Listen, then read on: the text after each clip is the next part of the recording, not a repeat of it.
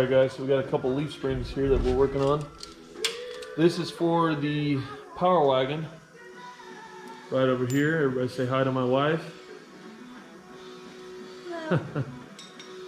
So this Powerwagon here is going to get a 4BT.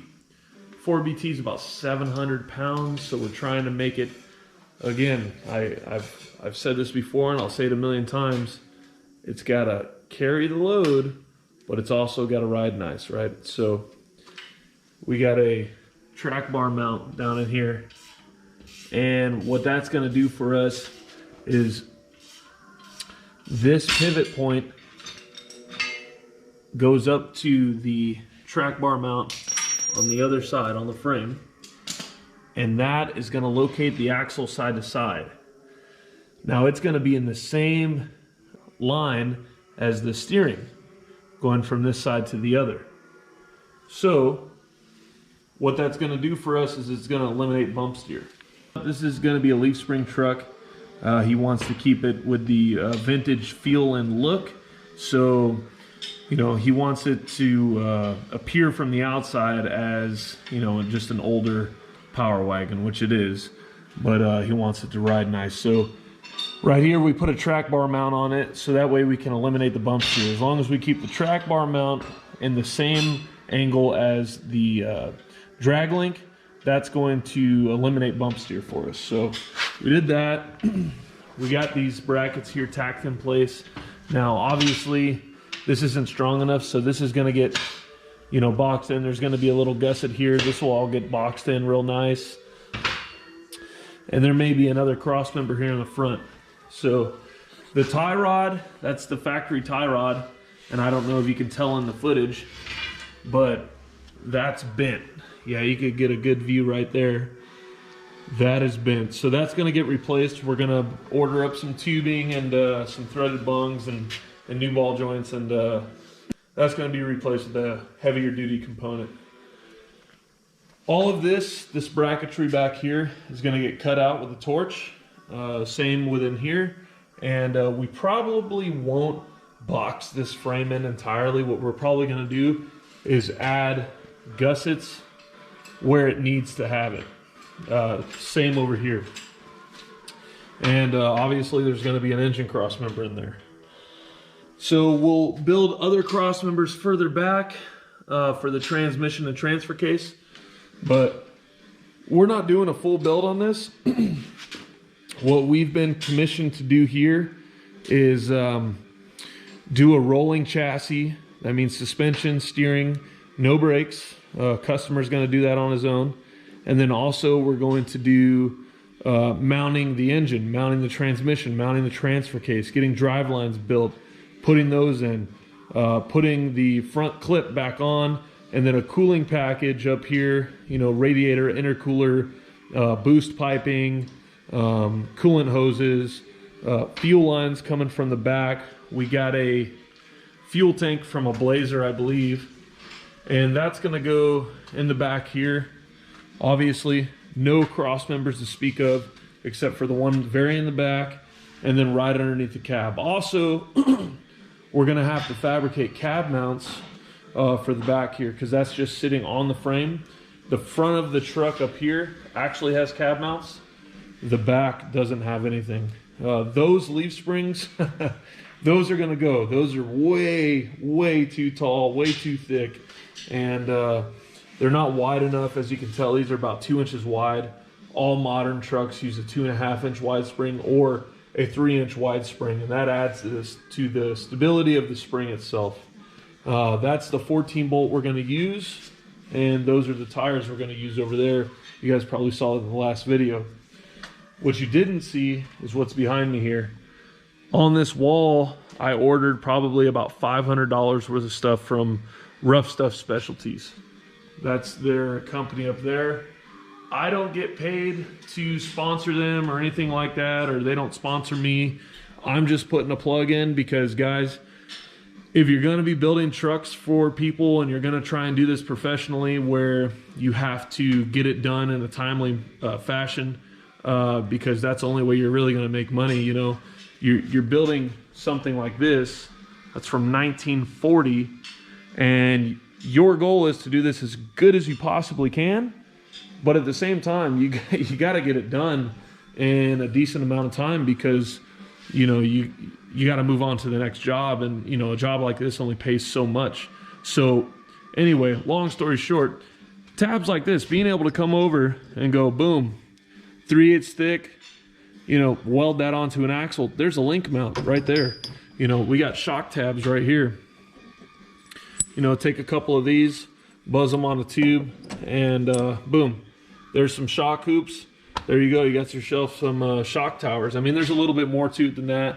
You got to notch the tube and build, you know, some crossover tubing going from one side of the vehicle to another. But having stuff like this in stock is huge. You know, this this bracket here welds onto the side of an axle. Actually, it's the same one I showed you earlier in the video. This is a track bar mount. And you weld this on and hook your heims in there and you're good to go. So, you know, this is a huge advantage when you go to build things for people, is having this stuff in stock and being ready to just grab it, modify it for exactly what you're doing, and move on. Anyways, not a whole lot to discuss in this video. Just wanted to go ahead and give you guys an update on this Powerwagon so you can see what has been done. Here in the next couple days, we're gonna have it on the ground, and we're gonna have the steering done, and we're gonna have the suspension front and rear done, and I'll be sure and get a video of that and talk to you guys about some of the things that we've done to this to make it, you know, what it's gonna be. So anyway, stay tuned, and we will be through this project before you know it, and you'll get to see it fire up and run.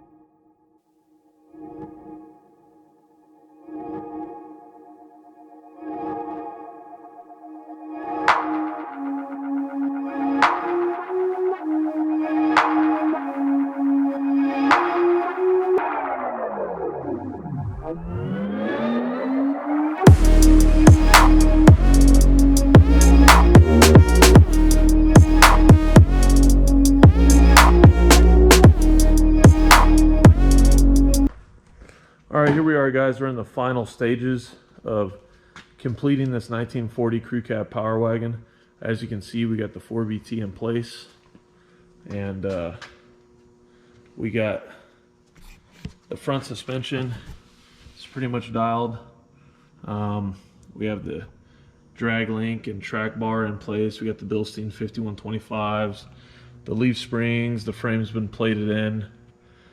On the outside, there's been some plate work, but also on the inside here, we did some plate work here. We left the front empty, like you see there, because we needed to allow space for the bumpers that slide in on these Powerwagons. Are pretty iconic. The frame's plated in back there, and the motor mount is tacked in place, and it sits about as low as we can get it. The customer opted not to cut out the firewall. I actually had to weld it back in upon his request. The engine is about as far back as I feel comfortable as getting it, and I think it sits in there pretty good. It's going to have plenty enough room around the hood, and we'll have enough room here. You see how it's pretty much a straight shot from the power steering gearbox to the small hole right there for the steering shaft to go through. Right above that, we're gonna have to reinforce that and install some plating onto the firewall and bolt up the Hydro Boost setup that we have for this truck. Over here you can see the track bar mount on the frame, and as you can probably tell and as have noticed before, we went with a 1979 Ford four-wheel drive power steering gearbox, and the reason for that is he was really concerned about keeping the outside of the frame free and clear of anything, you know, invasive, because if you've ever seen these trucks fully dressed out, the way they look is they have fenders that pretty much come out from this line here, and they're big giant flat fenders. So the frame rail in the front is very exposed and open. That's why we kind of went way out of our way to make sure that all of this fabrication work was as clean as possible. And we went ahead and fabricated all this, took it all apart, you know, and then wire wheeled everything and painted it, then reassembled it so it would look as clean as we can get it. Back here, we have the fuel tank and the K-member installed. And we have these outriggers here that are welded onto the frame, and it just provides a good landing point for the shackle hanger. And these springs are going to be pretty good for what he's doing. They got about 7 leaves in them, and they're nice and soft. Also on this, we have a Bilstein 5125, and it mounts right at the termination of the K-member up here. And we actually boxed a portion of it in to give it more surface area to land that shock. Right up here underneath this H-member is some rubber to isolate for vibration. Underneath that, there's some straps that we made here in the shop, so that way we could bolt up this tank, which I believe it was provided by the customer, but I believe it's for a Blazer. I'm not 100% on that though. And obviously on the other side, it's more of the same. Up front here, we have the spring hanger, and it's all boxed in and welded up and grade A hardware. Down here is the drive shaft, which we are just using to mock in place. That's gonna have to get sent out and rebuilt. New U-joints, get the CV rebuilt, and it's gonna have to be shortened a little bit. I think 2 inches. I gotta measure it again, but I think it needs to be shortened 2 inches to make it fit for this vehicle.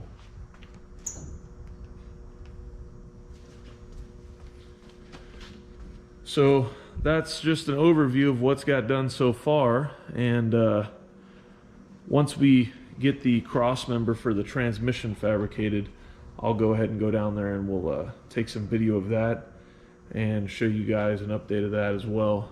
And then we'll go ahead and dress this whole thing out with its sheet metal and bolt down the bed. There's actually some spacers that we need to add in the wheels, or for the rear, to space the rear wheels out 2 inches, because these are Humvee wheels, and if you guys know anything about these Humvee wheels, they have like 8 inches of back spacing.